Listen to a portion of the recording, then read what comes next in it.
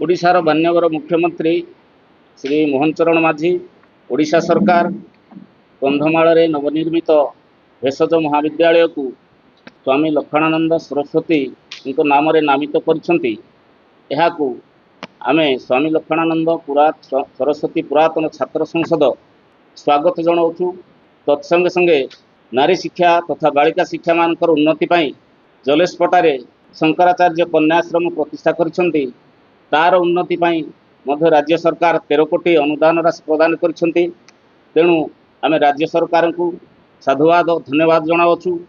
तत्संगे संगे चकपादरे थिबा गुरुकुल आश्रम विद्यालय तथा महाविद्यालय उन्नति करिया पई तदनुरूप अनुदान राशि प्रदान करिया पई आमे अनुरोध जनाऊँ। सेटा तो सरकार न्यस्त अच्छी, तथापि आमे पुरातन छात्र संसद तरफ जेते शीघ्र धरा जाई परिबो चेष्टा कले किंवा प्रयास कले आमे अत्यंत खुशी होबु। जी सरकार मु धन्यवाद देवी मोहन माझी को, ओडिशा सरकार को निश्चित भाव में मु धन्यवाद देवी जेहेतु स्वामी लक्ष्मणानंद सरस्वती नाम रे ए भेषज महाविद्यालय नामकरण करछंती। आमे ताकु स्वागत जनाऊँ आउ धन्यवाद अर्पण करूँ।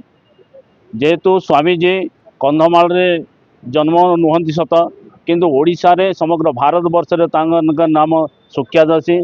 तेणु सेवा क्षेत्र में धार्मिक क्षेत्र में सचेतन कार्य कौन सी एमती कौन सी दिग ना जो क्षेत्र में स्वामीजी अवदान ना। तेणु आज शह शह छात्र मैंने चकाबाद अध्ययन करी कृषि ठारू आरंभ करी गोसेवा ठार आरंभ करी डाक्तर क्षेत्र में शिक्षा क्षेत्र में ओएस क्षेत्र में समस्त क्षेत्र में आज स्वामीजी अवदान फल शह शह जनजाति लोक आदिवासी भाई भौणी माने निरंतर भाव पाठ पढ़ी से माने सक्षम समर्थ स्वाभिमान आज बंचार राह पाई।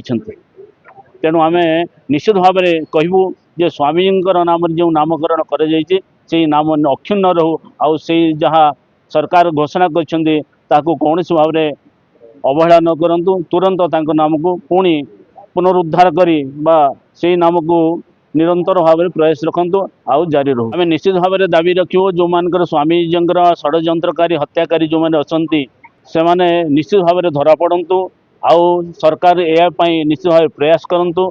तेणु परवर्ती समय जदि स्वामीजी हत्या कर धरा न पड़ती पुरातन छात्र संसद केवल कंधमाल नुहे सारा ओडिशा रे या आंदोलन करने जारी रही। स्वामीजी जो नामकरण को जो मैंने विरोध करुँच बोधहुए मु जाने स्वामीजी विषय रे बा स्वामीजी कर्म विषय रे बा कंधमाल जो स्वाभिमान समर्थ सक्षम होगापी जो दिग स्वामीजी प्रेरणा देते जो दिग को से जाइछंती बा जो दिगरे स्वामीजी अवदान अच्छी से दिग को बोधे से व्यक्ति मैंने जाई नाहंती। तेणु विरोध करा जाउछि।